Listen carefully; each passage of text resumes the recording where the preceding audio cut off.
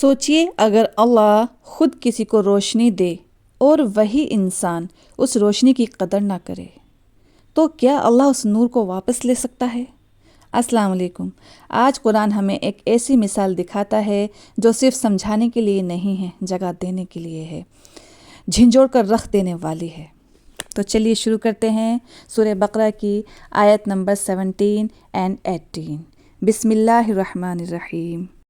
مثلهم كمثل الذي استوقد نارا فلما أضاءت ما حوله ذهب الله بنورهم وتركهم في ظلمات لا يبصرون۔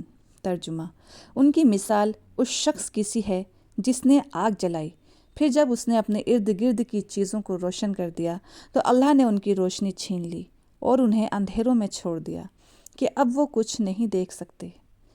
تفسیر: یہ کافروں کی مثال نہیں ہے، یہ منافقوں کی مثال ہے۔ وہ لوگ جو اسلام کو دیکھ رہے تھے، قرآن کو سن رہے تھے، نبی صلی اللہ علیہ وسلم کو حق پر دیکھ رہے تھے، یعنی روشنی آ چکی تھی۔ یہ روشنی تھی اسلام کا تیزی سے پھیلنا، حق کا واضح ہو جانا، قرآن کی آیات، نبی صلی اللہ علیہ وسلم کی سچائی، مسلمانوں کی طاقت بنتی ہوئی نظر آنا۔ اسی لیے اللہ فرماتا ہے فلما اضاءت ما حولہ، جب روشنی نے سب کچھ واضح کر دیا، جب وحی نازل ہونا شروع ہوئی تو صرف نماز، اخلاق نہیں آئے بلکہ حق اور باطل کی لکیر، جہاد کے احکامات، قربانیاں، جان اور مال کا مطالبہ۔ یہاں منافق گھبرا گئے، یہ دین تو قیمت مانگ رہا ہے، یہ تو صرف فائدے کا سودا نہیں رہا۔ یہاں انہوں نے کیا کیا؟ جان بوجھ کر سچ جھٹلا دیا، فائدے کا اسلام چھوڑ دیا۔ یہاں سزا آئی۔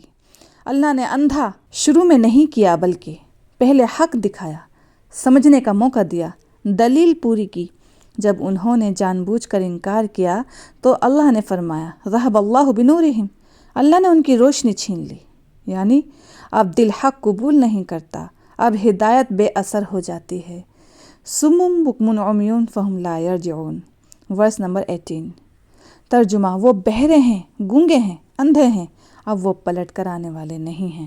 تو اب سوال اٹھتا ہے، کیا واقعی وہ بہرے اندھے تھے؟ نہیں، آنکھیں تھیں، کان تھے، زبان تھی، لیکن دل سننا نہیں چاہتا تھا، زبان حق بولنا نہیں چاہتی تھی، آنکھیں حق دیکھ کر بھی انکار کرتی تھیں۔ یہ سب سے خطرناک سزا ہے جب اللہ انسان سے پلٹنے کی توفیق ہی چھین لے۔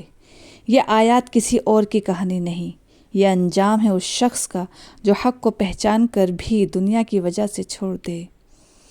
یا اللہ، حق دکھا کر ہم سب سے روشنی مت چھین، آمین ثم آمین۔